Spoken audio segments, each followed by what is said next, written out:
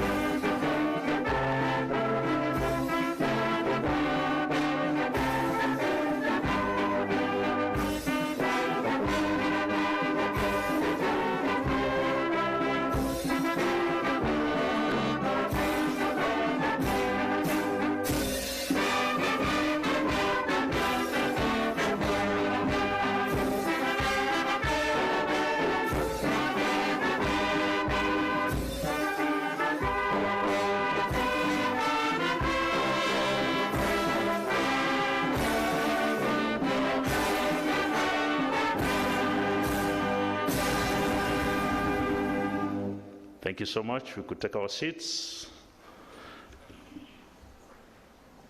Ladies and gentlemen, just to let you know that this occasion will be officially presided over by the Right Honorable Prime Minister of the Republic of Uganda, who is on course to be joining us in the due course of this occasion. We shall also be joined by the Honorable Minister for Gender, Labour and Social Development. I'm very aware that those two dignitaries will be joining us in a very short while. However, for now, allow us proceed with the other sessions that encompass the opening session. And at this juncture, allow me invite the representative of the Permanent Secretary to come and deliver his remarks. Mr. Bernard Mujuni. Thank you, Frank. Welcome, sir.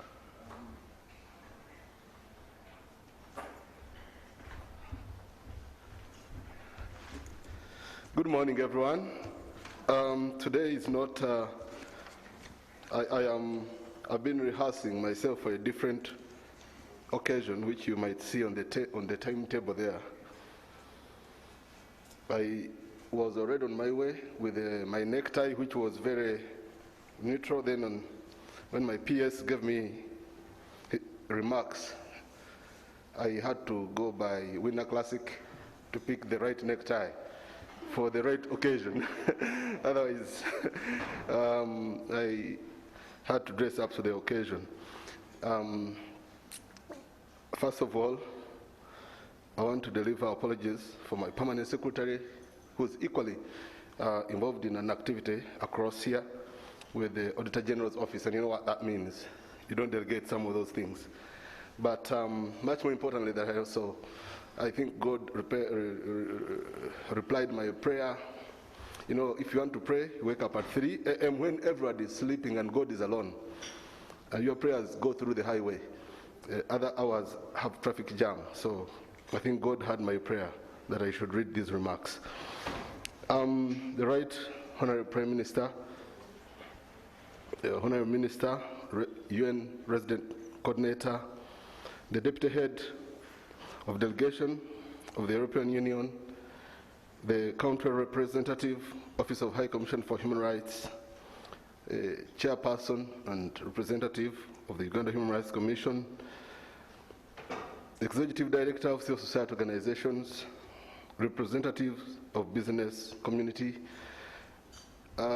media, ladies and gentlemen.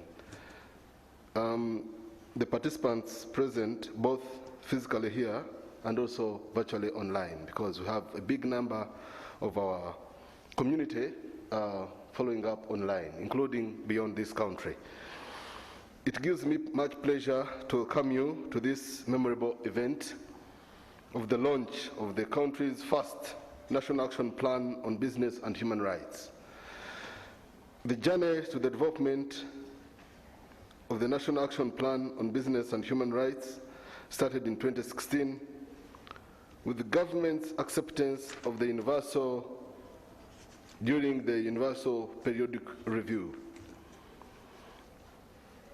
especially UPR2 recommendation, as it was generated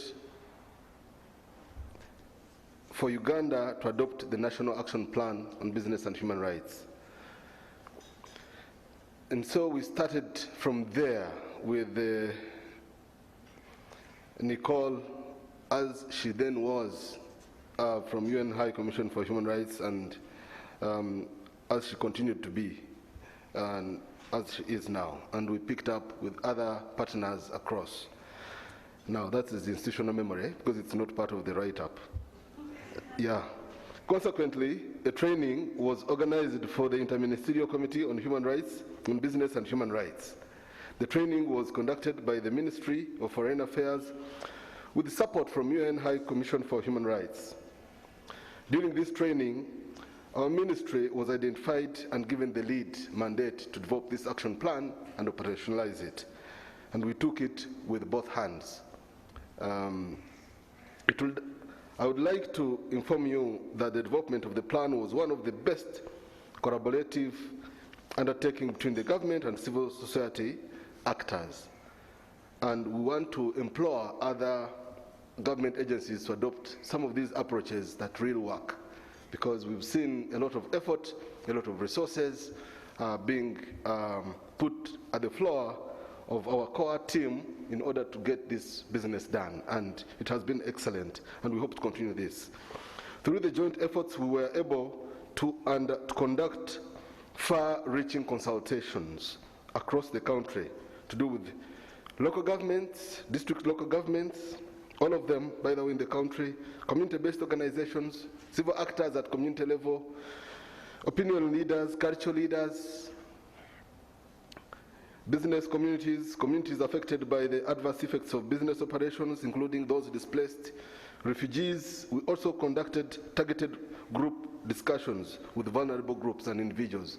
There are those groups which are not necessarily associated because they don't have the framework, but then there are individuals within who represent the issues, including persons with the disabilities, to pick personal stories, because everyone has a story. Right, Honorable Prime Minister and Minister, I have for the protocol here, I'm reading a speech. The findings of the consultations informed the formulation of the objectives of the plan. The key action areas prioritized in this and the strategies are very specific, and they are real-life stories of the people experiencing some of the effects of business operations in this country. And so, I extend our sincere gratitude to the following organization for technical and financial support rendered, to the ministry and the coordination team during the development of the NAP. And these include the Office of the President, Cabinet Secretariat, which has been very handy, and I can assure you that we secured the quickest certificate of financial implications from Minister of Finance and later on Cabinet clearance in record time. I have developed a number of policies and laws, but I have never imagined Minister of Finance giving you a certificate of financial implications and clearance in record time, and for such a very heavy document in terms of resources. And so I want to applaud the Minister of Finance, Planning and Economic Development, Minister of Trade, Industries and Cooperatives, Uganda People's Defense Forces, especially Directorate of Human Rights, Uganda Human Rights Commission, the Equal Opportunities Commission, Initiative for Socio-Economic Rights, thank you, Salma, and Uganda Consortium on Corporate Accountability, Arnold and the team, the Uganda Association of Women Lawyers, FIDA, Kemi, Resource Rights Africa, and UN Global Compact, National Chapter, Ronald, Uganda, and the Office, of course, of UN High Commission for Human Rights for its unwavering support that believed, yes, this was possible. And we all said, yes, we can. Is that the right English? Yes, we can, yeah? Yeah, I've picked it from, the other. Today, we are gathered here to witness the launch of the National Action Plan on Business and Human Rights. Undoubtedly, the launch of the plan is an exciting event, but it is also not an end to the process, rather a new dawn for implementation of the plan. And so we implore you to keep supporting us to roll out this plan so that we can be judged not only by our words but also the action. At the end of the 5-year plan period, we shall be judged not based on the adoption of the plan but on the achievements of the objectives of the plan. And therefore, we have set up a national secretariat for the implementation of this plan. Already activities are being planned for rolling out the plan. Symposiums have been planned, and different actors are planning to resource this implementation. But still, we need a concerted effort to make sure that a common standard like this one is available for the business practitioners at household level. And as you can see, other reforms have started, including midterm access to social security funds, for example. You see, again, putting people at the core of business. especially in the post-COVID period. I would like to call upon our esteemed partners who have supported us in various processes to keeping it up, supporting us for the implementation. But also, we also remain open to establish new partnerships, since no single entity can guarantee human rights in totality, especially in the perspectives of business operations. As you realize, your presence at this event gives us the hope that we can always rely on you as key stakeholders for the implementation of this plan. Ladies and gentlemen, with these few remarks, I wish to wish you fruitful discussions, and for God and my country. Thank you so much, and God bless you.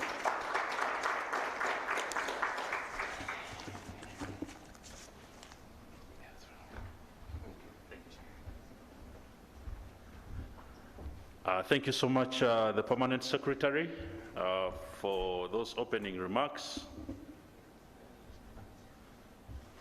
So, and the next time you return, you'll be returning as a Commissioner for Equity and Rights to present to us details of this National Action Plan. Ladies and gentlemen, let's continue with our next remarks on schedule, and those will come in from the Chairperson, Uganda Human Rights Commission. Join me in welcoming a representative of the Chairperson.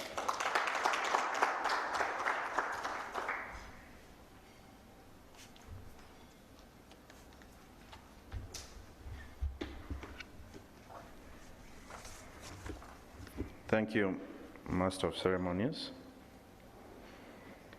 The Right Honorable Prime Minister in absentia, the Minister of Gender, Labour and Social Development in absentia, the UN Resident Coordinator, the representative of the Head of European Delegation in Uganda, representatives of the Diplomatic Corps, OHCHR, we see you here, heads of government ministries, departments and agencies, representatives of the business community, representatives of civil society organizations, ladies and gentlemen, all protocol observed.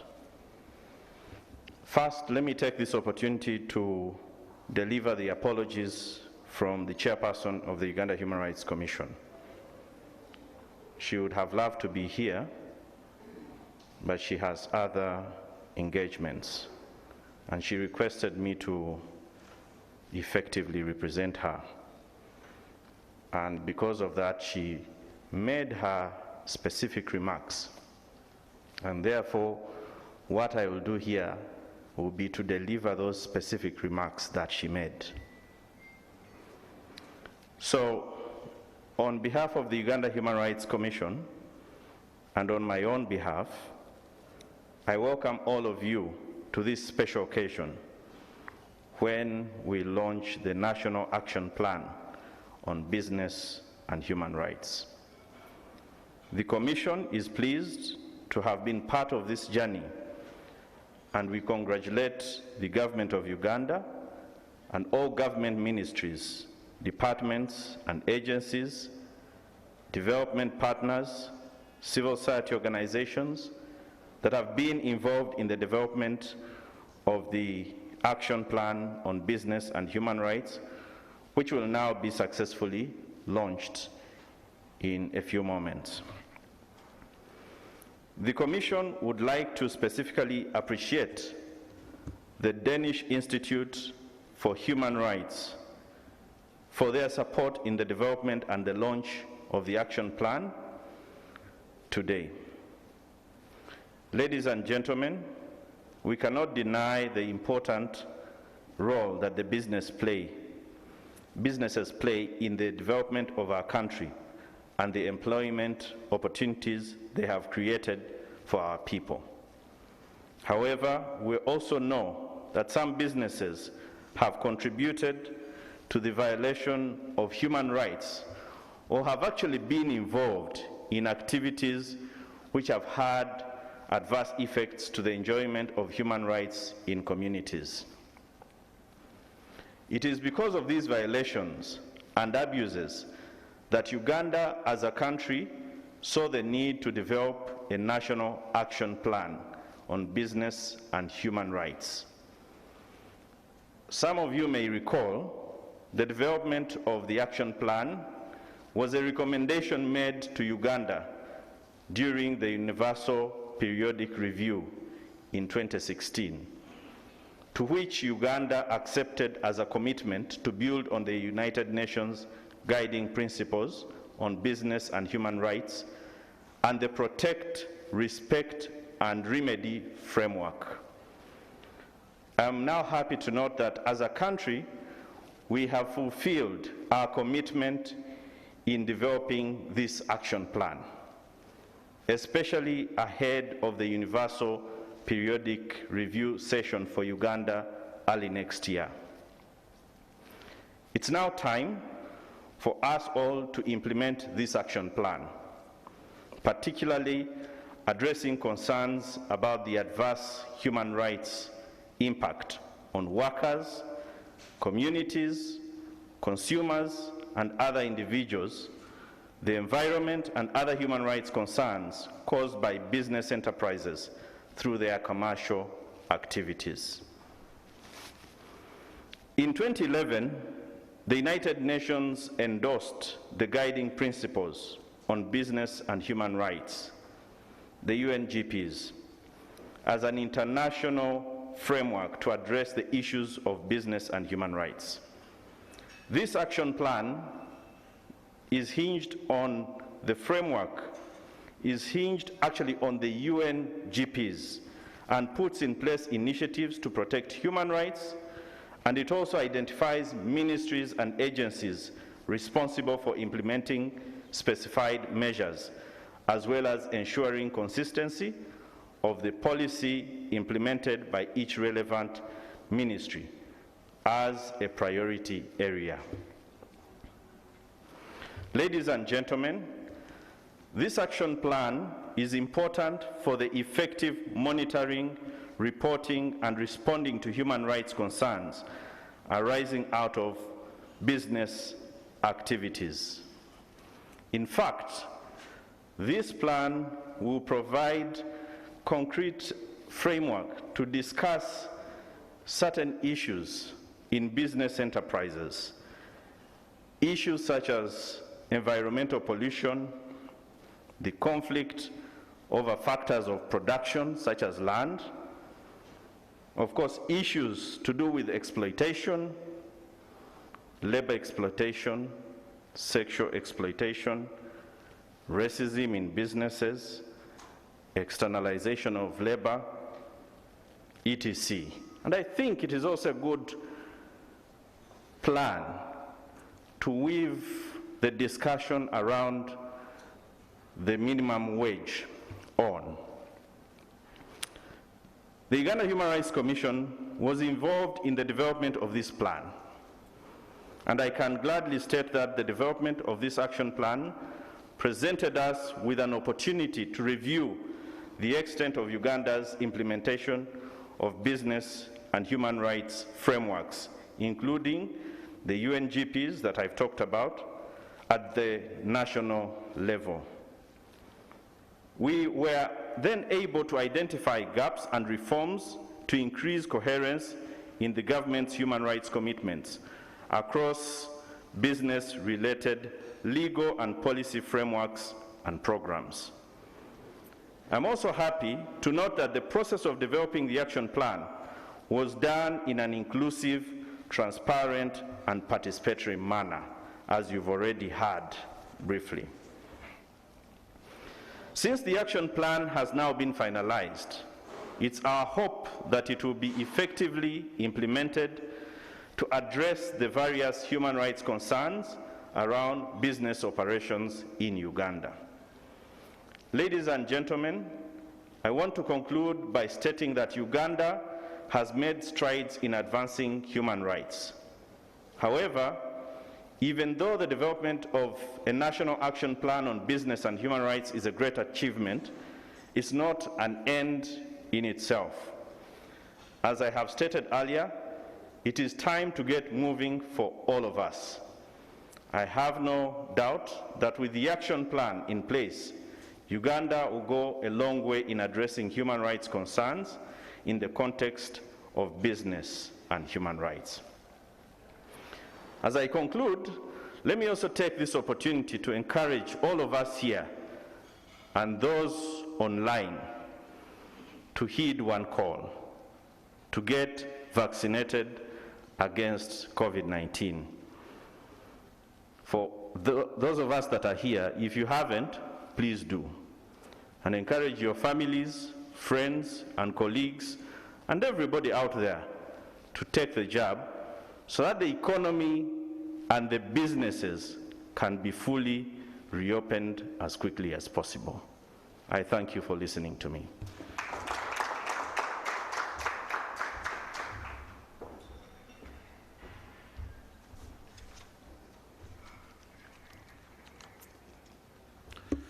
Thank you, Honorable Crispin, for those remarks. We much appreciate them. Human rights is a subject you and your organization understand very well. We hope this discussion after here is taken to another level with you in the lead so we can popularize what we are talking about here today across the country. Thank you so much. Ladies and gentlemen, join me now in welcoming Her Excellency, the UN Resident Coordinator. Her Excellency Susan, you're most welcome.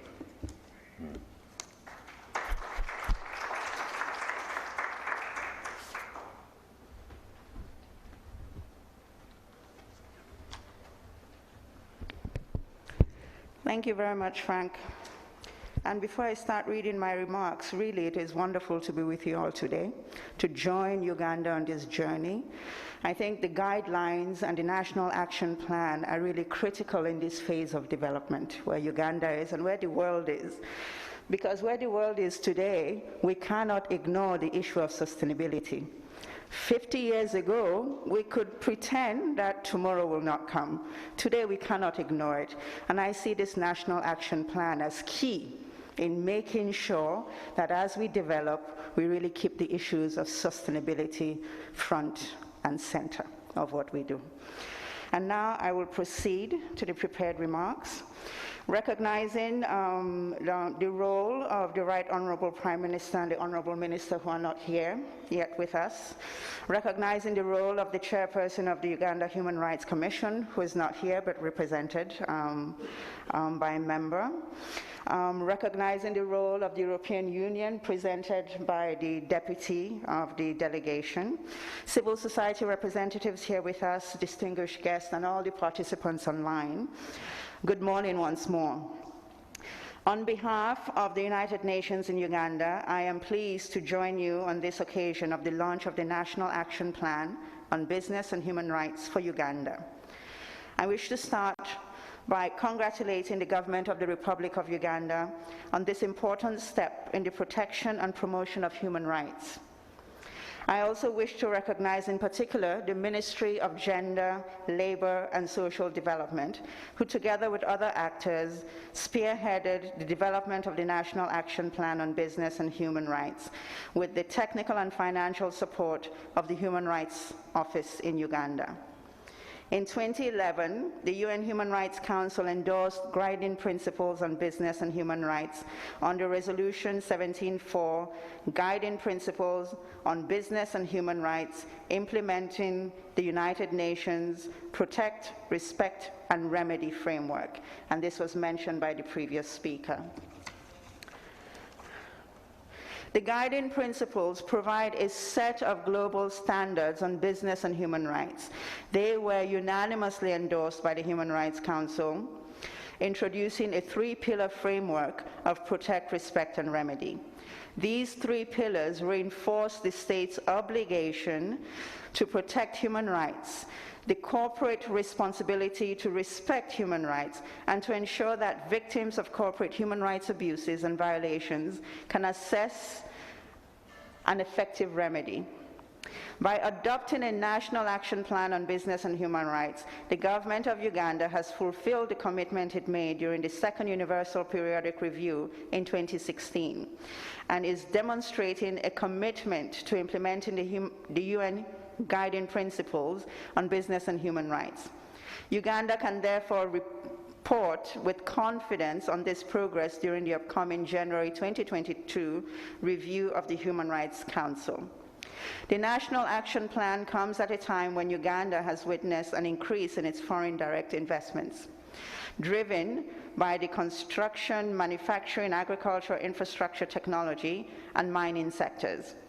The country has also witnessed increased activities in the oil and gas sector, considered key drivers of economic growth and development under the National Development Plan 3.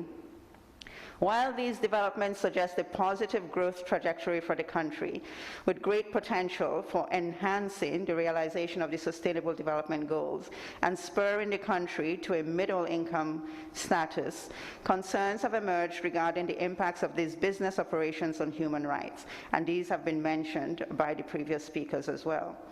These concerns include deprivation of land and its associated rights, disregard for environmental safeguards, absence of meaningful participation of people affected by business operations, sexual exploitation and abuse, and the lack of an effective remedy for victims of human rights violations arising from such operations. Other concerns relate to alleged discrimination against women and other groups, and threats to human rights and environmental activists. These human rights concerns arise from business operations, and if not adequately addressed and mitigated for, may erode the progress that we've already made as a country in achieving SDGs and realizing human rights for all Ugandans. As the United Nations, we strongly believe that development should lead to the promotion and progressive realization of fundamental human rights and freedoms, and not restrict their enjoyment.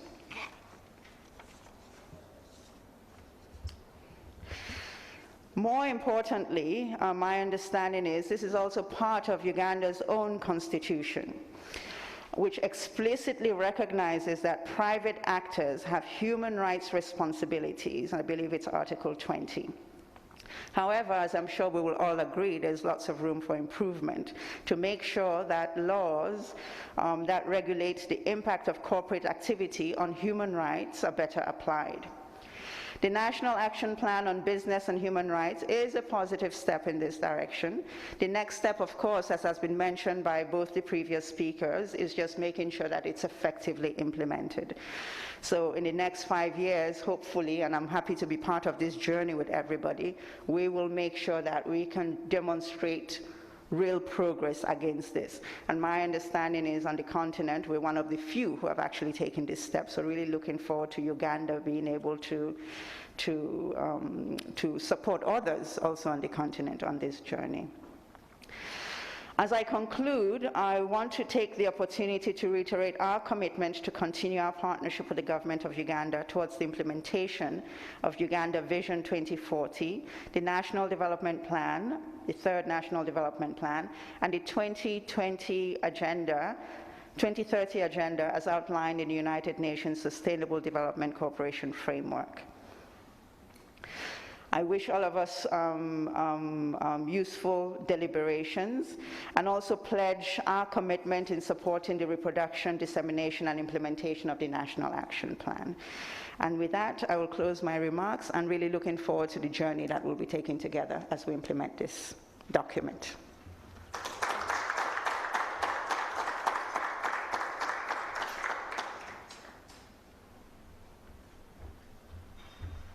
Thank you so much, Your Excellency, for those remarks. We appreciate always the partnership that we get and the support that we get from your organization and the family at large.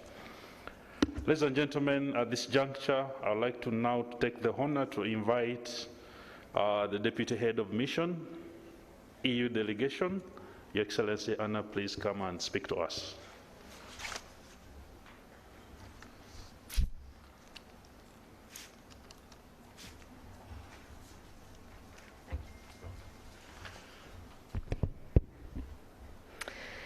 Commissioner at the Ministry of Gender, Labour and Social Development, and other senior officials at the Ministry, UN Resident Coordinator, Country Representative of the OHCHR, Executive Director of the ICER, and other civil society representatives present, representative of the Uganda Human Rights Commission. Ladies and gentlemen, good morning, everyone. It's an honor to address you today as Uganda becomes just the second African country after Kenya to launch a national action plan on business and human rights. We congratulate the government on reaching this important milestone, with special acknowledgement to the Ministry of Gender, Labour and Social Development, which has led this important effort. We also commend those other institutions and organizations, including government ministries, the Uganda Human Rights Commission, the UN, civil society organizations, and the private sector, who helped to bring this plan to fruition. The EU delegation was very pleased to have been afforded the opportunity to provide input on a draft version of the plan, and we really welcome the changes that have been made as a result. Uganda now joins a group of just 30 countries worldwide that have published a national action plan on business and human rights. I'm pleased to report that half of these countries are actually European Union member states. This is a relatively new area of human rights work for most of our countries. The EU looks forward to sharing what our member states have learned in recent years, but we also look forward to learning from Uganda's experience as it begins to implement its first national action plan. We also look forward to linking the implementation of this action plan to our Sustainable Business for Uganda platform. The SB4U was created early last year as a platform for discussion between European and Ugandan state and business entities with a view to improve Uganda's trade and investment environment. Part of this discussion involves a focus on the governance and regulation of the private sector. We believe that this opens a door to also have a robust discussion with European and Ugandan companies on the business and human rights agenda. We look forward to working with the government to see how we can best create a strong connection between the SB4U and the National Action Plan. The EU has included a strong focus on business and human rights also in our draft strategy for Uganda in the coming years. In both our development cooperation programming, where we envisage future support to work on business and human rights between now and 2027, and through our ongoing policy dialogue, we hope to elevate awareness and engagement on this important topic. We have also included business and human rights as one of the 5 key priorities in our human rights and democracy country strategy for Uganda for 2021-2024. We believe that as Uganda seeks to drive inward investment and private sector development, it's incumbent upon all stakeholders to ensure that this growth is accompanied by strong human rights safeguards. By the same token, the European Union is aware that companies headquartered in EU member states can themselves be responsible for or complicit in human rights abuses overseas. The EU already has a solid body of legislation and measures on business and human rights and responsible business conduct. For instance, EU law imposes obligations on due diligence on importers of timber and certain minerals from conflict-affected areas. They are required to put in place processes to identify and mitigate adverse human rights and environmental impacts associated with their activities, including in their supply chains. These are areas in which I hope that we can continue to have a deeper engagement with the Ugandan stakeholders, including the government, considering the country's position in a region which is deeply affected by the trafficking of natural resources. To go even further, the European Commission is preparing, by the end of this year, an EU-level legislative proposal on sustainable corporate governance. It will introduce both a mandatory requirement for European companies to carry out human rights and environmental due diligence across their whole supply chains, including in third countries, and define director-level duties to enhance sustainability in their business strategy.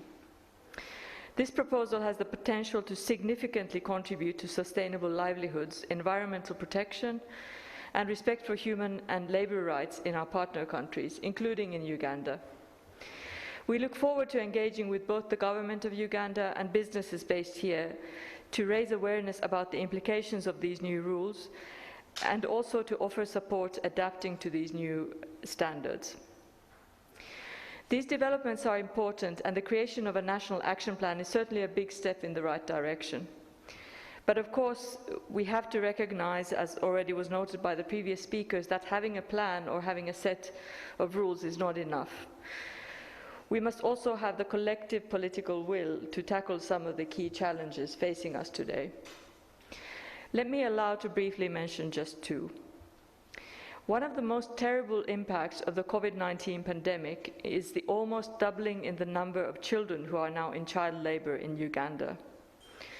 According to the latest National Household Survey, the percentage of children aged between 5 to 17 engaged in child labor outside of household chores increased from 14% in 2016-17 to 22% after March 2020, when the lockdown started.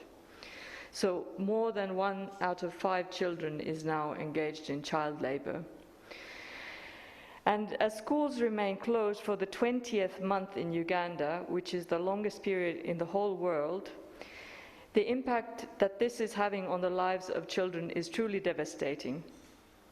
While many of these children are likely to be working in informal activities, some are undoubtedly contributing to the profits of businesses in this country. This is a crucial business and human rights issue, which we hope that we can engage on with the Ministry of Gender, Labour and Social Development in the coming weeks and months. With this in mind, we are also encouraged to see a very strong focus on child labour in Chapter 4 of the National Action Plan. Another topic that I would like to briefly touch upon relates to the oil and gas sector. In the recent weeks, we have seen a number of NGOs, community-based organizations, and community representatives targeted through arrests, office raids, and legal charges linked to their peaceful and legitimate attempts to raise concerns related to land and environmental rights. Many of these concerns raised by the organizations relate to the activities of private companies. While we recognize the value that developing this new energy sector can bring to Uganda's economy, the EU also strongly supports the rights of local communities and civil society organizations supporting them to freely associate and express their views openly and free from fear. We encourage all stakeholders, including the companies involved, the Ugandan government and the security services, to safeguard civic space and ensure that economic development does not become a motive for violation of fundamental freedoms.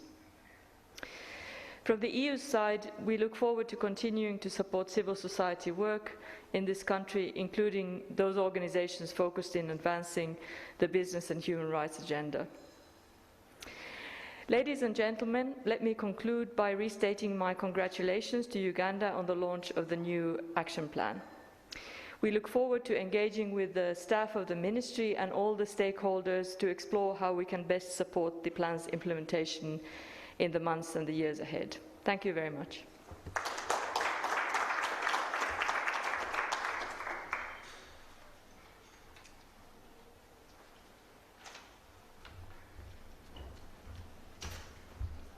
Thank you so much, Your Excellency Anna, for those remarks. Very interesting to note, ladies and gentlemen, if you noted, there are only 30 countries that have had these action plans in place, she said. And if you noted well, half of them are from the EU. So isn't it quite a big pleasure to see that Uganda is among the 30 countries?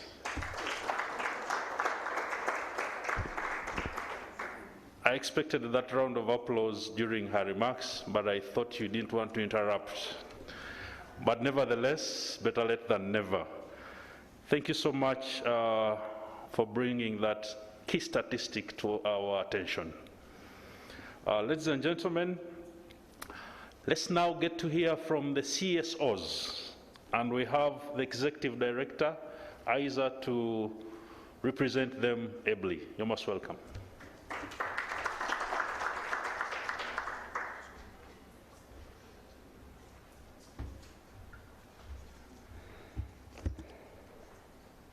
Good morning, everyone. I usually try to dodge protocol and say all protocol observed, but Commissioner Mjuni has always told me protocol is important and you should try to have it, so I will try, but if I get it wrong, it will be his fault because I'm not sure that I can get it right, especially under the circumstances where part of the invited guests are not in the room, but I will do my best and I hope I get it. So, the Right Honorable Prime Minister in absentia, the Minister for Gender, Labour and Social Development, also in absentia, the UN Resident Coordinator, the Country Representative, UN Human Rights, the Deputy European Union Delegation, the Chairperson, Uganda Human Rights Commission, represented by the Commissioner, the Head of Facility, DGF, the heads of other government departments and agencies, colleagues within civil society, representatives of the business community, invited guests, ladies and gentlemen. It gives me real pleasure to stand here today as we are launching the National Action Plan on Business and Human Rights, because as you've all heard, it's been a long journey, and I'm really glad that we are able to be here and launch the National Action Plan. Now, it is now globally recognized that harmonizing economic growth and development with the protection of human rights is one of the biggest challenges that we face today, because all countries do have a need for increasing investments, and for many of our countries, especially developing countries, there's a rush to achieving middle income status that has come with increased business activity. But we believe that human rights and businesses should coexist, and they must coexist, and it should be the effort of everybody to ensure that that happens. We know that the National Action Plan on Business and Human Rights is a key instrument that, if implemented, can harness the immense economic growth that comes with increased business activity, while at the same time ensuring maintenance of human dignity for the affected communities and individuals.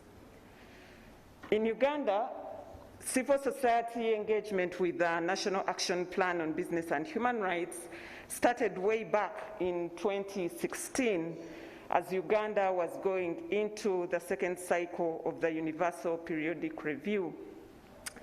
Back then, there was increased emphasis on private sector-led growth and the need for increased foreign direct investment, and there was also an emphasis on large infrastructure developments, projects, and there was a lot of activity, as you've heard, also activity around the oil and gas, but there was less attention that was being put on respecting, protecting, and ensuring effective remedy for human rights abuses within the context of business. Now, the current NAP that we are going to launch puts together existing standards that already exist, because we do have some laws and regulations within the country that already speak to the issue of business and human rights. But we also have introduced some new standards that were not existent in our current legal framework, which is really quite commendable because it will go a long way in safeguarding the human rights. There are concepts like mandatory human rights due diligence by businesses, concepts like free, prior, and informed consent, which have been for long recommendations made by regional and international human rights mechanisms, but also there are issues that civil society has been talking about for long in terms of improving respect for human rights, but they had never really been seen in our law books. So this NAP in many respects is groundbreaking, and it sets for us the standard that we should be seeing going forward when we look at the legal standards that we believe will provide safeguards for protection of human rights, especially for the most vulnerable communities. Now, back in 2016, we laid the strategy going into the UPR because we knew that this is an important process that countries do take seriously. And we knew that if we got the NAP spotlighted within this process, it would be very useful in terms of getting government attention, but also getting various development partners to support the process. So the Initiative for Social and Economic Rights worked with a number of partners within the Uganda Consortium on corporate accountability, and we ensured to include the NAP in the alternative report that was submitted to the UN Human Rights for purposes of presenting the summary of alternative reports. And we also worked to have fact sheets that drew attention to the NAP on business and human rights.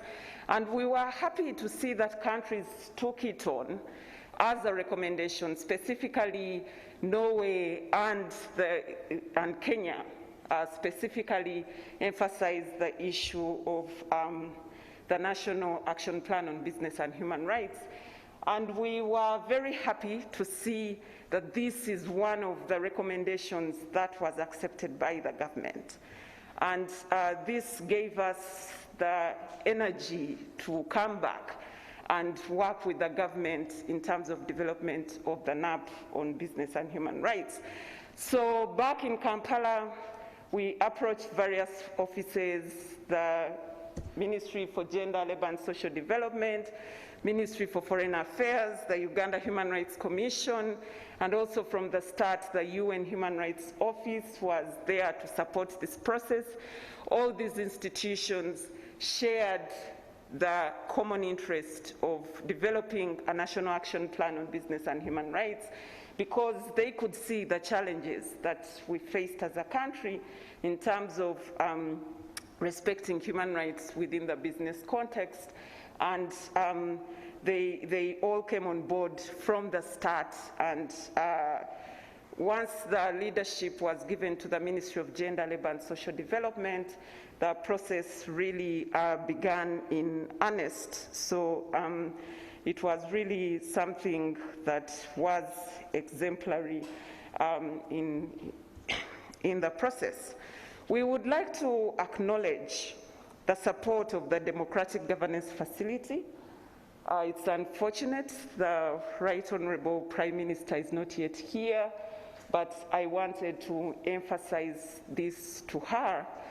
The support that comes from the Democratic Governance Facility that doesn't only go to civil society, but also to supporting processes like this one that we are having. And it's important that they lift the suspension on the Democratic Governance Facility to continue its work because it's important in supporting whatever is going on in the country. So the DGF provided the resources that we used to have the inception meeting that kick-started the process of the NAP. That is the meeting that really helped us to map out the journey for the NAP on business and human rights, of course, after the government side had agreed on who would take leadership. The resources that we used came from the Democratic Governance Facility, and subsequently the facility also provided resources that we utilized for stakeholder consultations and some of the various meetings that we held in terms of getting this process going. And we were able to move across the country to be able to ensure that there is indeed consultations, and there's also a lot of consultations with the business actors. Private Sector Foundation Uganda was quite active in this process, and it was really a good journey that we had.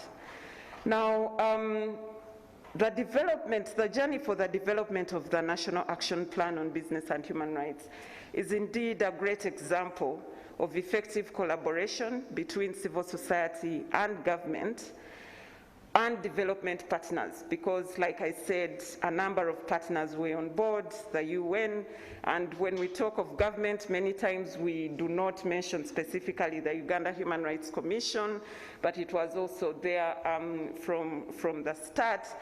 And the EU also actually provided some comments to the text as we were going along. So it has been an exemplary collaboration, and for us from the civil society side, the zeal with which we went into the process of developing the NAP is the same zeal that we expect to bring to the implementation process of the National Action Plan on Business and Human Rights.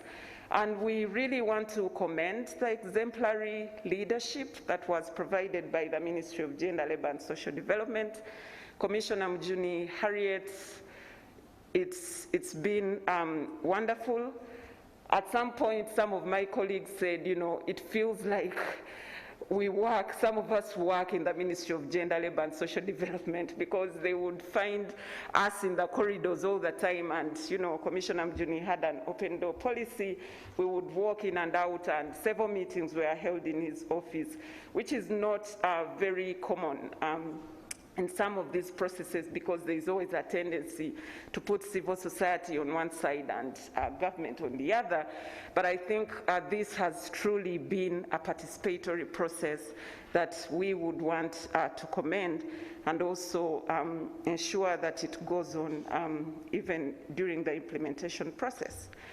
At this point, we are encouraged that several businesses have started embracing human rights, but a lot more still needs to be done, and it will take political will and concerted efforts from all stakeholders to give meaning to the text of the NAP. There is a lot required. If you read the National Action Plan on Business and Human Rights, there will be need for legislative steps to be taken.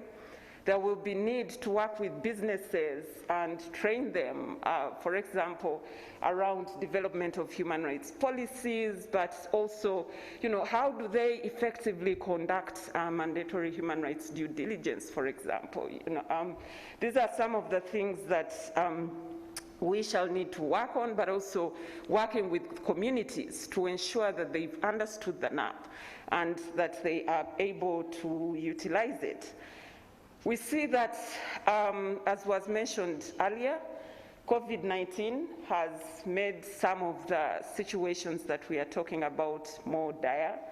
The issue of child labor has been talked about, and it's partly been brought about by the prolonged closure of schools, because children are now stuck at home and parents do not have enough income, so more children are being pushed into child labor.